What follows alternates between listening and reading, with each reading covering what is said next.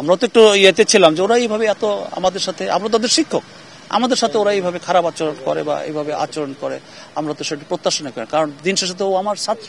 মানুষকে যখন 10 ঘন্টা আবদ্ধ করে রাখা হয় গরমের মধ্যে, একটা মানুষের তখন কিন্তু এনার্জি থাকে না, এটা বুঝতে হবে। পরশুদিন যে ঘটনা ঘটেছে, আমরা এত বেশি অনেক বয়স্ক, আমি মানে অনেক বিশেষ করে উইমেন যারা কলিগরা ছিল তারা সবাই স্যাচুরেটেড ছিল, খুব কষ্ট পেয়েছে তারা। এই গন্ডগোল এরপরে বাসা চলে গেছে আর এই করে না। তারপরে দেখছেন গতকালকে যে ঘটনাগুলো ঘটছে, পরে সিন্ডিকেট সিদ্ধান্ত নিয়েছে।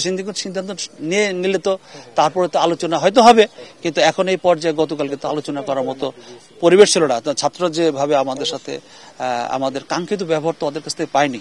আমরা তো একটু ইয়েতে ছিলাম যে ওরা এইভাবে এত আমাদের সাথে, আমরা তাদের শিক্ষক, আমাদের সাথে ওরা এইভাবে খারাপ আচরণ করে বা এইভাবে আচরণ করে আমরা তো সেটা প্রত্যাশা না করি, কারণ দিন শেষে তো ও আমার ছাত্র, আমি তো ওর অভিভাবক, আমি তো ওর শিক্ষক।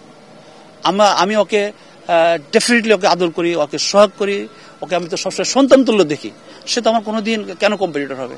আমি তাকে সন্তান তুল্য হিসেবে আজীবন বিগত সময় যেভাবে দেখছি, ছাত্র সারা জীবনে আমার কাছে ছাত্র থাকবে, ও আমার সন্তান তুল্য হিসেবে। ও ভুল করতে পারে, কিন্তু ভুলটা যেন কখনোই সীমা লঙ্ঘন না হয়। এখন আমি ওদের অনুরোধ করবো, তোমরা বাবারা সীমা লঙ্ঘন করো না, যাকে যেখানে সম্মান করার কথা তোমরা সম্মানটুকু করো।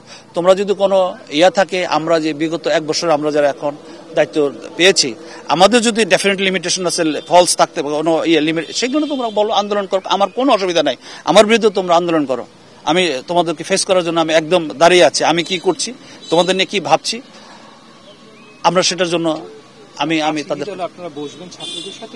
না, ছাত্রদের সাথে বসবো কিনা এটা আমি আসলে বলতে পারছি না এই মুহূর্তে, কারণ ছাত্রদের অফিসিয়ালি বসার তো এখন কথা আছে কিনা আমি জানি না। কারণ বিশ্ববিদ্যালয় কিন্তু ছাত্রদেরকে বলা হয়েছে তোমরা বাড়িতে ফিরে যাও, যখন বিশ্ববিদ্যালয় স্বাভাবিক পরিস্থিতি যখন আসবে তখন ডেফিনেটলি বিশ্ববিদ্যালয় যারা আছে।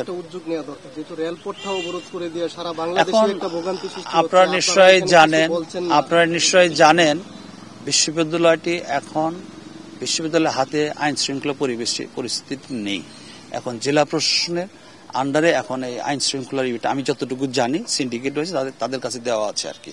এখন তাদেরও দায়িত্ব আছে, তারা হয়তো ডেফিনেটলি এটা পালন করছেন। তারপর আমি ছাত্রছাত্রীদের বলবো, বাবা তোমরা ফিরে আসো, ক্লাস পরীক্ষায় ফিরে আসো। আমরা অবশ্যই ভুল হতেই পারে, ভুল তো আমরা তো শিক্ষকরা তো আসলে ভুল ছাত্র তো করবেই, আমরা তো সেটা ডেফিনেটলি সন্তান তুল্য হিসেবে আমরা করি।